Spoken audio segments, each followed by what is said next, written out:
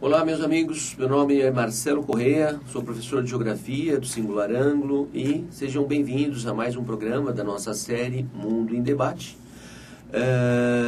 Estou hoje sugerindo a leitura de um texto que eu postei no dia 17 de julho, tá? No nosso blog, correia.blog.lemonde.fr, tá?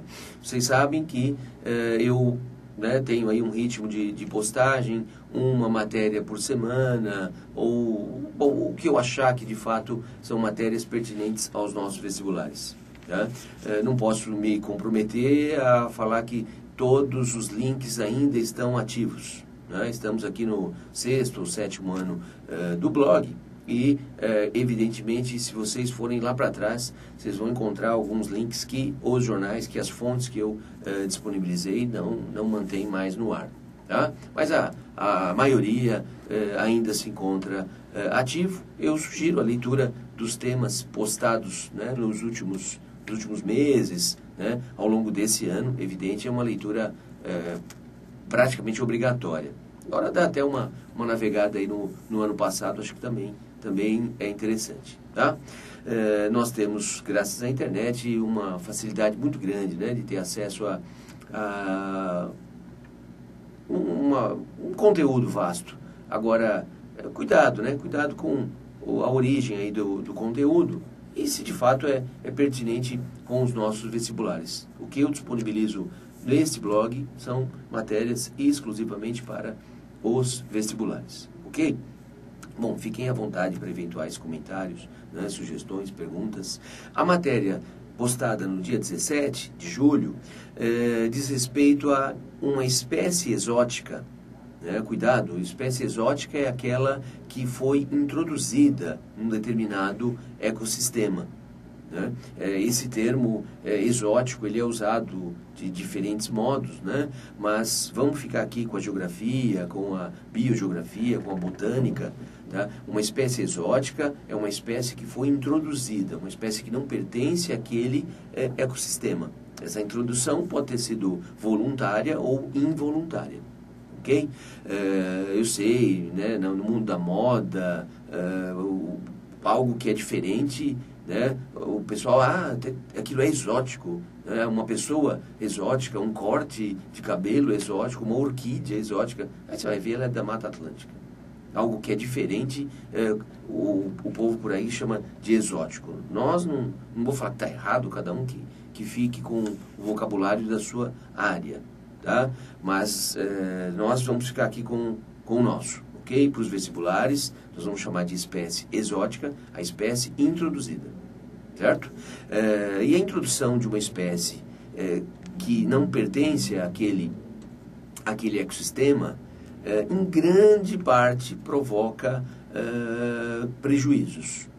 Uma espécie introduzida, ela pode se alastrar, ela pode se tornar um elemento inconveniente, né? Pode agredir as espécies que ali, né, são próprias daquele habitat e comprometer as espécies locais. Tá? E essa matéria trata especificamente de uma espécie que é o mexilhão dourado. Tá? O mexilhão dourado lembra bastante o nosso mexilhão encontrado na costa brasileira. Porém, esse mexilhão não tem aqui no Brasil o seu predador. Né? Inclusive, ele é de difícil digestão, ele é tóxico para algumas espécies. Tá? E ele se desenvolve tanto em água salgada, em água salobra, até mesmo em água doce. Esse mexilhão, né, ele, né, como eu disse, é parecido com o marisco, né, o mexilhão da nossa costa, da costa brasileira. Esse mexilhão, mexilhão dourado, ele chega a uns 4 centímetros, né, de um tamanho razoável, ele se alastra com grande rapidez e, de novo, não tem o predador, o que facilita ainda mais, né, essa expansão. E ele chegou primeiro, acreditamos, né, na Argentina, na foz do rio Paraná. Ele deve, tudo leva a crer que ele chegou nessa época, né, no começo dos anos 90, nas águas utilizadas no lastro de navios vindos da China. Tá? Vamos imaginar um navio da China para cá, um navio vazio. Tá? Um navio vazio, o que acontece? Ele vai subir, né? Os motores vão ficar muito próximos da superfície, o que diminui o rendimento. Então você coloca a água num navio, nesse cargueiro, para ele ganhar, né, a profundidade correta e assim ter o seu rendimento máximo dos motores. O problema é que você coletou essa água na foz, na costa, na foz de um rio chinês, né, e atravessou o mundo, e aqui, na foz do rio Paraná, nas proximidades de Buenos Aires, você simplesmente descarrega essa água e no porto, né, passa a carregar esse navio. Né? O que acontece? Ao usar a água do litoral da costa chinesa como lastro, certamente muitas espécies acompanharam essa água. E aqui essas espécies foram lançadas nesse novo ambiente. Né?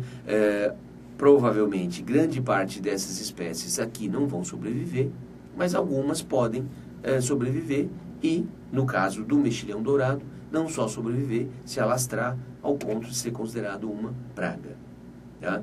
O correto, as normas, né, internacionais dizem que um navio pode usar água como lastro, mas existe uma distância, né, que o navio deve percorrer, ele deve parar, tirar essa água, tá? Colocar uma nova água, né? Percorrer mais X milhas náuticas, de novo trocar a água e assim por diante. Então, fazendo sucessivas trocas, o que acontece? Você não transporta uma espécie por uma distância tão longa.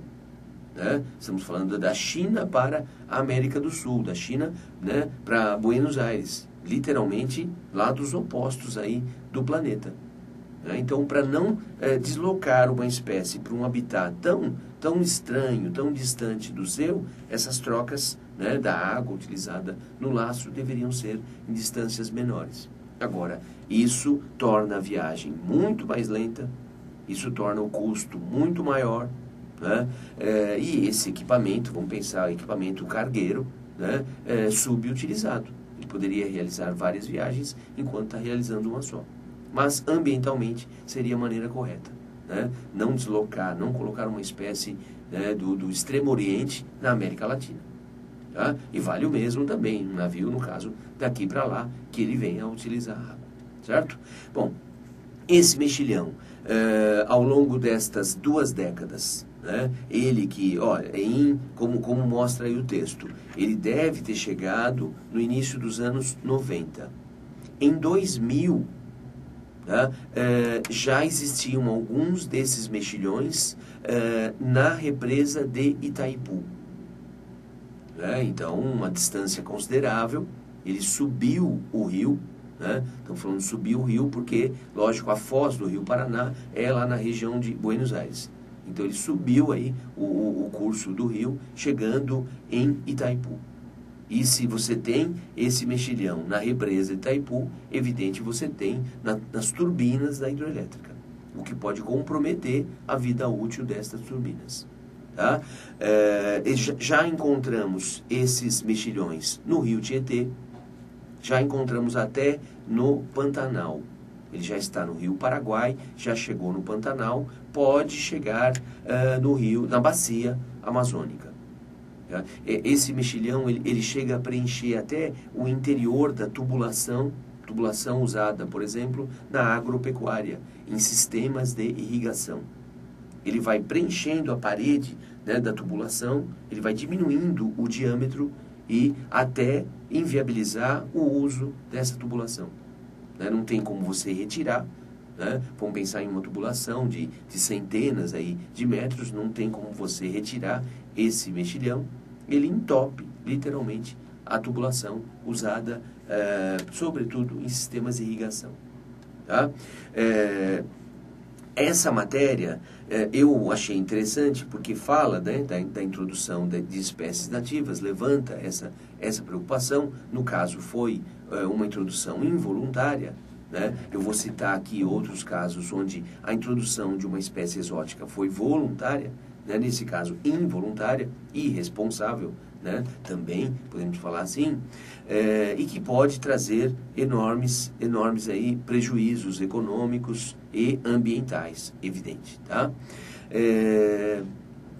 A matéria trata de uma equipe, né? Uma equipe de pesquisadores lá da Federal do Rio de Janeiro, que infelizmente, né, pela falta de recursos, eles estão recorrendo a um sistema que é aquele sistema que nós no dia a dia chamamos de vamos fazer uma vaquinha, né? Vamos levantar aí uma grana para quê?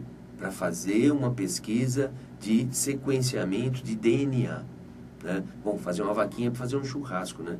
No caso, são pesquisadores da Universidade Federal do Rio de Janeiro, querendo então levantar recursos. Eles falam em 40 mil reais, não é uma quantia tão significativa, mas simplesmente o recurso não existe. Esperar das autoridades, esquece. Né? Então, pesquisador no Brasil é isso, né? Tem que fazer milagre aí. Né? Escolheram até um nome bonito, né? Um nome em inglês, que é o crowdfunding, que não é nada mais do que a vaquinha. Então vamos ver quem pode colaborar. Quem pode colaborar com a pesquisa para o sequenciamento do DNA, para talvez conseguir fazer o que pesquisadores australianos estão conseguindo. Tá? Não sabemos se o resultado será o que eles, né, esperam, mas eles lá na Austrália estão conseguindo fazer o quê? O sequenciamento genético do sapo cururu. O sapo cururu hoje é uma praga na Austrália.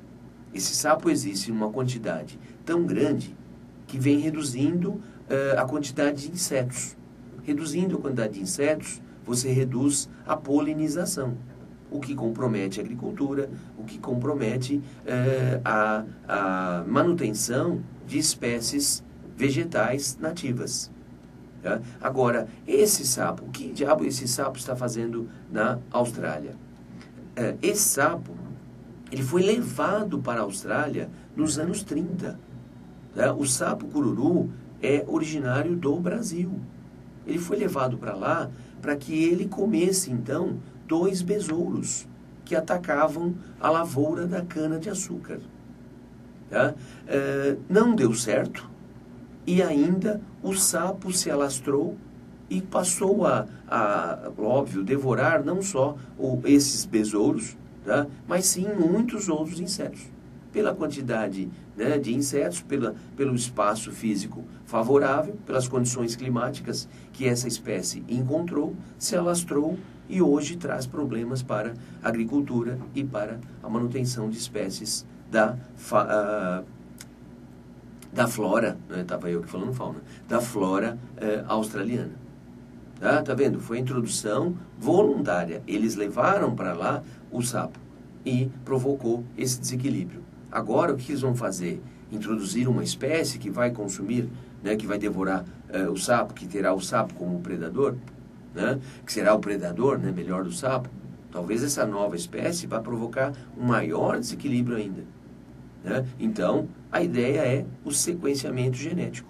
Né? Quem sabe, ao conhecer o sequenciamento genético, essa é a proposta deles, poder, né, promover uma alteração para que os sapos passem a dar cria somente para que das próximas crias nasçam somente filhotes machos. Né? Então, pensa nas próximas gerações, né, que não vão ter como se reproduzir.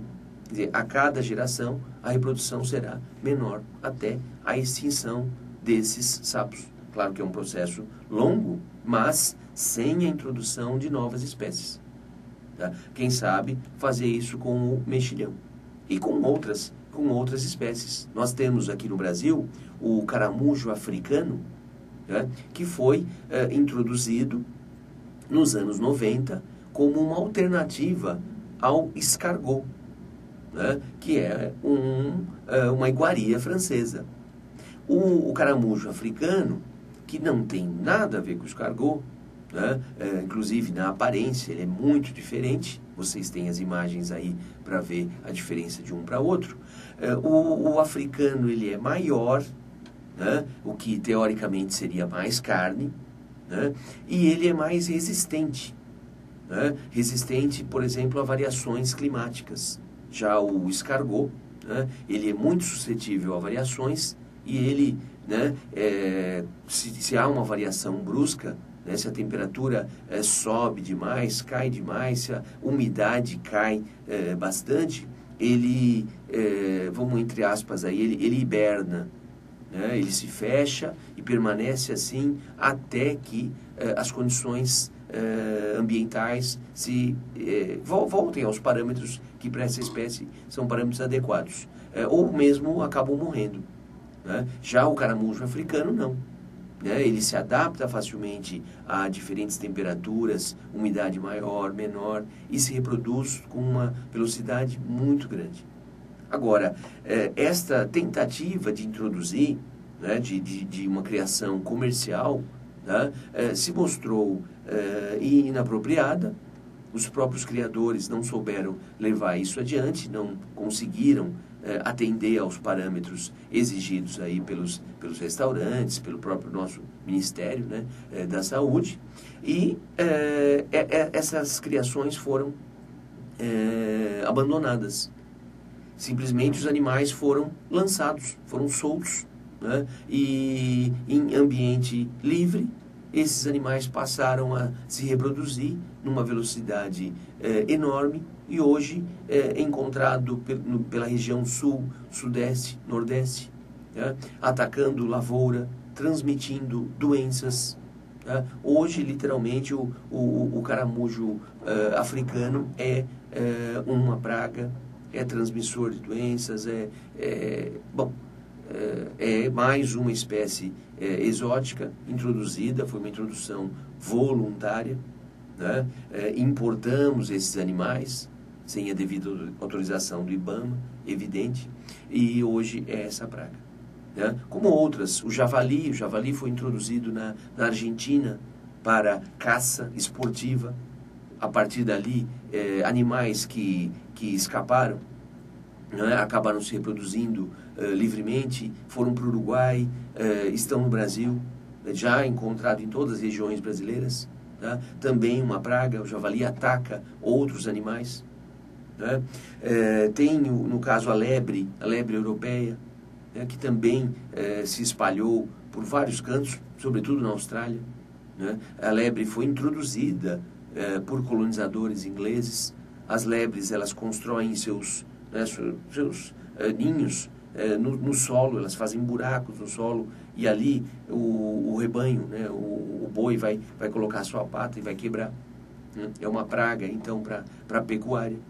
E existem inúmeros casos onde animais foram introduzidos, plantas também introduzidas voluntária ou involuntariamente e se espalharam ao ponto de serem considerados pragas. Agora, parece que hoje o caminho é esse. Tá? Introduzir uma nova espécie para eliminar aquela que hoje você considera uma praga parece ser um erro. As tentativas foram desastrosas. Então, através da engenharia genética, né, poder arrumar uma maneira de eliminar essa espécie que, ao longo de alguns anos, foi então se proliferando e hoje, nessa condição, né, que nós chamamos de praga. Eu sei que o povo aí da ecologia, os pesquisadores aí discordam dessa palavra, não é uma praga, foi o homem que provocou o desequilíbrio, foi o homem que introduziu, tá? E se uma espécie se desenvolveu mais, né, se desenvolveu num ritmo maior do que ela deveria, tá? Isso só aconteceu pela ação humana, né? Então chamá-la de praga não seria algo, né, correto. Vamos dizer assim que a praga, de fato, aí somos nós. Né? Nós provocamos o desequilíbrio, ok? Bom, mas no dia a dia do fazendeiro, seja de quem for, é uma praga, tá certo? Bom, então é isso. Fiquem à vontade para eventuais comentários, sugestões. Até um próximo programa. Tchau, tchau.